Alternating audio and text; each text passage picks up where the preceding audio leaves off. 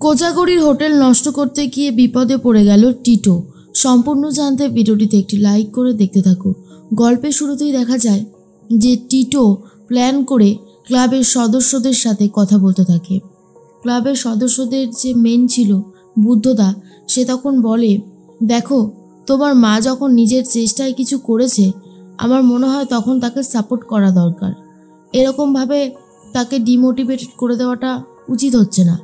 আর যার জমি সে আসুক না, সে এসে আমাদের সাথে কথা বলে দেখুক, তারপর দেখা যাবে। টিটো তো সেটা চায় না। টিটো চায় মাকে জব্দ করতে। যেই হোটেল নিয়ে কোজাগরি এত বাড়াবাড়ি করছে সেটাকেই শেষ করতে চাইছে টিটো। টিটোর মতে তার মার হোটেলটাকে তুলে দিতে হবে, তাহলেই সব কিছু ঠিক করা যাবে। আর হোটেল না থাকলে কোজাগরির ইনকামও বন্ধ হয়ে যাবে। আর ইনকাম না থাকলে কোজাগরিকে আবারও সেই টিটোদের বাড়িতেই ফেরত যেতে হবে। সেই প্ল্যানটাই করতে থাকে টিটো। এর মধ্যেই ক্লাবের যে সেক্রেটারি ছিল বুদ্ধদা, সে তখন বলে, দেখো বাবা, আমরা জমির মালিকের সাথে কথা বলে তবেই ওই জায়গাটা ওনাকে দিয়েছিলাম। আর উনি ওই জায়গাটা খুব ভালোভাবেই সামলাচ্ছে, হোটেলটাও করছে। আর ওটা একটা অস্থায়ী জায়গায় অস্থায়ীভাবেই ঘরটা তৈরি করেছিল। কিন্তু যেদিন সেদিনই ওই ঘরটা তুলে নেওয়া যাবে এমন কোনো ব্যাপার না। তবে তোমার মার যেভাবে নামডাক হয়েছে, যেভাবে দূর দূরান্ত থেকে মানুষজন খেতে আসছে, সেটা কিন্তু অনেক বড় একটা পাওনা। তাই বলছিলাম আরেকবার ভেবে না হয় দেখো। কিন্তু টিটো তখন বলে, দেখুন আমার মা এই যে হোটেলটা করেছে না, আমার বাবা একদমই চায় না, তবুও মা জোর জবরদস্তি করে এই কাজটা করেছে। সেজন্যই বলছি, দয়া করে আমার কথাটা একটু বোঝার চেষ্টা করুন। আমার মা আমাদের বাড়িতে গিয়ে সংসারটা যেভাবে করছিল সেরকমটাই করুন। কারণ আমার মাকে না হলে বাড়ি ফিরিয়ে নিয়ে যেতে পারবো না। ওই হোটেলটার জন্যই আমাদের বাড়ির সর্বনাশ হয়েছে বলতে গেলে। আমাদের যেখানে সর্বনাশ হয়েছে সেখানে ওই হোটেলটাকে আমি রাখতে পারবো না। এর মধ্যেই কোজাগরি নিজের ব্যাগপত্র গুছিয়ে নিয়ে চলে এসেছে হোটেলে। কাকাবাবু তখন বলে, কিরে ফুটবল, তুই এইরকমভাবে ব্যাগপত্র গুছিয়ে নিয়ে চলে এসেছিস কেন? কিছু হয়েছে? আবারও ওই বাড়ি থেকে কিছু একটা করেছে তাই তো? কোজাগরি বলে, কাকু তোমাকে এসব নিয়ে একদম ভাবতে হবে না। তুমি এগুলো নিয়ে একদম ভাববে না। তুমি শুধু শুধু এগুলো নিয়ে ভাবছো কেন? আর তাছাড়া আমি তো আছি, আমি সবটা সামলে দেব। তুমি একদম এসব নিয়ে ভেবো না। তখনই ফকির বলে, কাকিমার মুখ দেখেই বোঝা যাচ্ছে কিছু একটা গন্ডগোল হয়েছে। কাকিমা আমাদেরকে বলো না গো, কি গন্ডগোল হয়েছে? তুমি আমাদের কাছ থেকে কিছু লুকিও না। বাড়িতে সমস্যা হয়েছে তাই না গো? বুঝতে পেরেছি। আসলে আমাদের মতো মানুষদের না সত্যি সাপোর্ট করবার কেউ নেই। যখনই আমরা ভালো কিছু একটা করতে যাই তখনই যেন সমাজ, লোকজন সবাই মিলে বাধা দিতে চলে আসে। কোজাগরি বলে, কেউ আমাকে বাধা দেবে না।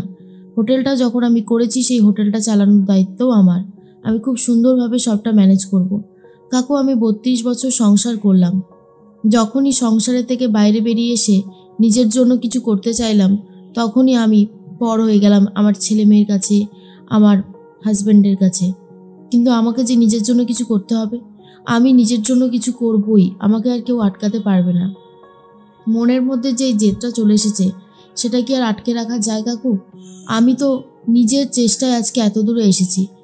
কোথায় যে আমাকে সবাই একটু সাপোর্ট করবে তা না, আমার ছেলে আর আমার স্বামী আর আমার শাশুড়ি মা ভীষণ উঠে পড়ে লেগেছে সব কিছু শেষ করতে।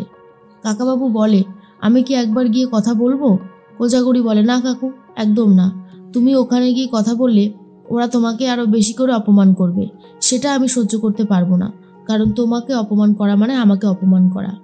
এদিকে টিটো তো চাইছে যেভাবেই হোক না কেন কোজাগরির হোটেলটা তুলে দেবে, সেই চেষ্টাতেই রয়েছে। টিটো তখন বলে, আমি যেটা বলছি সেটা আপনারা বোঝার চেষ্টা করুন। একজন গৃহিণী যে 32 বছর ধরে সংসার সামলে এসেছে, সে এরকম রাস্তার ধারে পাশে বসে একটা হোটেল চালাতে পারে? বুদ্ধদা বলে, চালাচ্ছে তো। তোমার মা তো সেটা খুব সুন্দরভাবেই চালাচ্ছে। তোমরা যে কেন এরকম করছো বুঝতে পারছি না। তোমার বাবা তো একজন প্রফেসর মানুষ। টিটো বলে, ওটাই তো সমস্যা। প্রফেসর মানুষ বলেই তো সে এগিয়ে এসে কিছু করতে পারে না। সে ভাবে যে যেটুকু হচ্ছে মেনে নিতে হবে। কিন্তু আমার বাবা বলেছিল আমার মাকে যে একটা ভালো রেস্টুরেন্ট খুলে দেবে, কিন্তু না, আমার মা ওই একটা ভাতের হোটেলই চালাবে।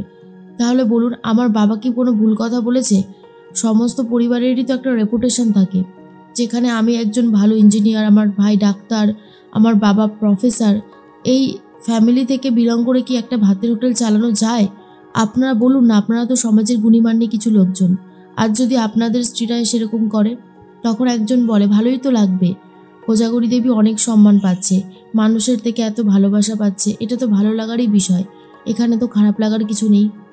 এর মধ্যেই টিটোকে তখন সবাই বারণ করতে থাকে আর বলে, দেখো তুমি এই জিনিসটা করো না, তোমার মা সর্বনাশ করে তুমি কি লাভ পাবে বলো তো। এর মধ্যেই তখন গাবলু আর ফকির বলে, কাকিমা জানো তো, মানুষ দাঁত থাকতে দাঁতের মর্ম বোঝে না। এই যে তুমি এত সুন্দরভাবে সব কিছু সামলেছ, ঘর বাইরে দুটোই সামলাচ্ছিলে, ওরা তোমার মর্ম বুঝতে পারলো না। কয়েকটা দিন যাক, তারপর বুঝতে পারবে কেন তোমাকে ওরা বার করে দিল। যে ভুল ওরা করেছে সেই ভুল নিজেরাই শোধরাতে চাইবে, মিলিয়ে নিও আমার কথাটা। এর মধ্যেই কাকাবাবু বলে, হয়েছে হয়েছে, আর বেশি কথা বলতে হবে না, ওকে কিছু আগে খেতে দে তো, দেখে মুখটা মনে হচ্ছে কিচ্ছু খায়নি। আর তখন কোজাগরী বলে, কাকু তোমাকে একটা কথা রাখতে হবে, এমনিতেই প্রচণ্ড গরম, তার মধ্যে তুমি যদি এই ঘরে থাকো, তোমার তো বয়স হচ্ছে কাকু, তোমার যখন তখন শরীর খারাপ হতে পারে। না না কাকু, তোমার শরীর খারাপ হলে আমি একদম শেষ হয়ে যাব, বিশ্বাস করো, তুমি তো আমার সব থেকে আপন। আমি সবসময় চাই তোমার শরীর যাতে ভালো থাকুক, তুমি যাতে আমাদের সাথে আরও অনেকটা পথ চলতে পারো। কিন্তু তুমি যদি এরকমভাবে অনিয়ম করো, তাহলে যে তোমার শরীর ভালো থাকবে না। আমি কি বলতে চাইছি তুমি বুঝতে পেরেছো তো? কাকাবাবু বলে, বুঝেছি, এখন তো সবাই এসছে, তাই তুই আমাকে সরিয়ে দিতে চাইছিস, সেটা আমি খুব ভালো মতন বুঝতে পেরেছি।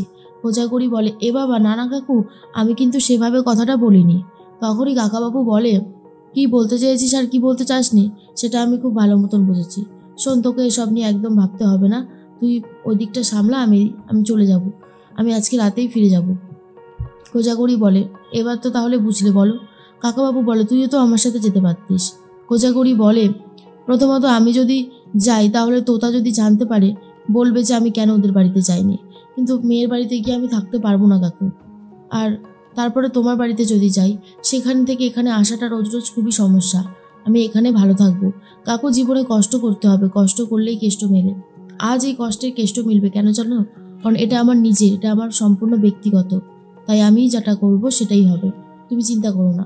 আর অন্যদিকে টিটো মনে মনে ভাবে, যেভাবেই হোক মায়ের হোটেল আমি উৎখাত করেই ছাড়বো।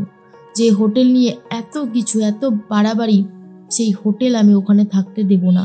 কিন্তু ক্লাবের সদস্যরা প্রোটেস্ট করে বলতে থাকে, কোজাগরী দেবী যদি নিজে থেকেই ওঠাতে চায় তাহলে ঠিক আছে, কিন্তু আমার মনে হয় আমরা জোর করে ওঠাতে চাই না, পারবও না। আর টিটো, তুমি তোমার মায়ের সর্বনাশ চেও না, বিপদে পড়ে যাবে, বুঝেছো তো? এরপর টিটো আর কোনো কথা বলতে পারে না, বুঝতে পারে কোজাগরীর সাপোর্টেই সবাই কথা বলছে।